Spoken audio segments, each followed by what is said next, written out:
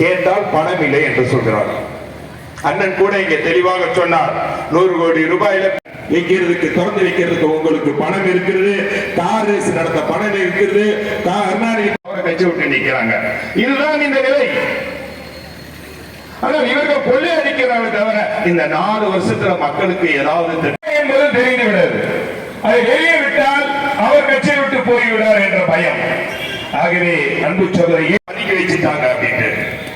ஆனால் அவரை அந்த பதவியிலிருந்து எடுத்தார்கள். அதனால்தான் இந்த மண்ணின் மைந்தராக இருந்த பிடிஆர் பழனிவேல் ராஜன் அவர்கள் அன்றைக்கே சொன்னார், சபரீசன் அவர்கள் நிலைப்பாடு எப்படி இருக்கிறது. இன்றைக்கு ஒரு காவல், பெண் காவலருக்கு ஒரு மிகப்பெரிய ஒரு வன்கொடுமை ஏற்பட்டிருக்கிறது. இன்றைக்கு பெண் காவலருக்கு கண்டிப்பாக சொல்ல வேண்டிய கட்டாயம் இருக்கிறது.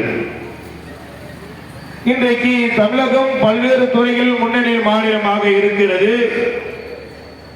வளர்ச்சி அடைந்த மாநிலமாக இருக்கிறது, இந்தியாவுக்கு எடுத்துக்காட்டான மாநிலமாக இருக்கிறது. கல்வியில், வேலை வாய்ப்பில், பொருளாதாரத்தில் வளர்ச்சி அடைந்திருக்கிறது என்றால் அது அனைத்து இந்திய அண்ணா திராவிட முன்னேற்ற கழகம் போட்ட விதை. மதங்களுக்கு அப்பாற்பட்ட ஒரு மகா சக்தி அவர்கள். அனைத்து மக்களும் எல்லா வகையிலும் முன்னேற வேண்டும் என்ற அடிப்படையில் அன்றைக்கு முதலாக இந்தியாவில் எந்த மாநிலத்தில் கொண்டு வராத 69% இடஒதுக்கீடு என்பது முக்கியமான ஒன்று.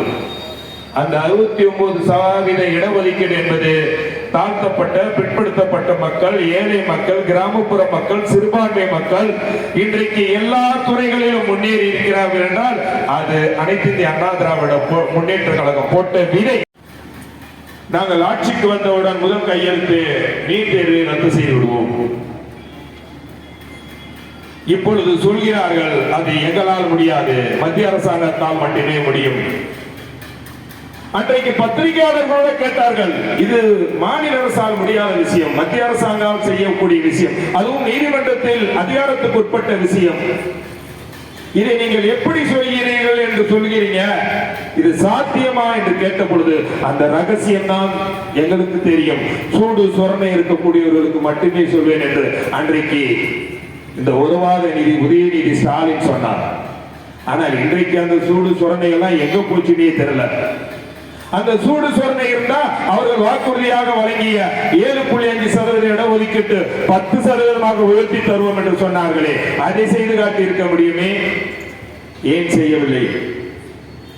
ஏனென்றால் கையாளாகாத அரசாங்கம் அது. விவசாய கடனை ரத்து செய்வோம் என்று சொன்னார்கள், செய்தார்களா? திட்டங்களும் நீங்க கொண்டு வர மாட்டீங்க.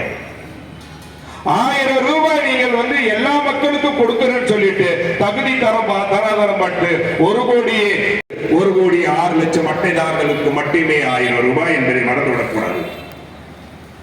உயர்ந்து கொண்டே போகிறது. எல்லா, அதாவது பத்திரப்பதிவிலிருந்து, பஸ் கட்டணத்திலிருந்து, தமிழ்நாட்டில் ஏதாவது திட்டங்கள் வந்திருக்கா என்றால் ஒரு திட்டமும் இல்லை. நீங்க அதிமுக வாங்கி விட்டு போன கடன் மட்டும் 1,36,000 கோடி, வெறும் 1,36,000 கோடி.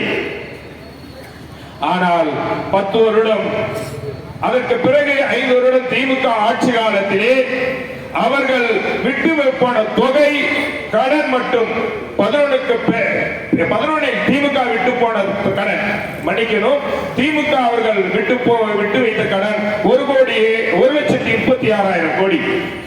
அதற்கு பிறகு 10 வருடம் அனைத்து இந்திய அண்ணா திராவிட முன்னேற்ற கழகம் ஒரு மிக சிறப்பான ஆட்சியை செய்தது. மக்களுக்கான பல்வேறு திட்டங்களை கொண்டு 10 வருடத்தில் வாங்கிய கடன் 3,32,000 கோடி மட்டுமே.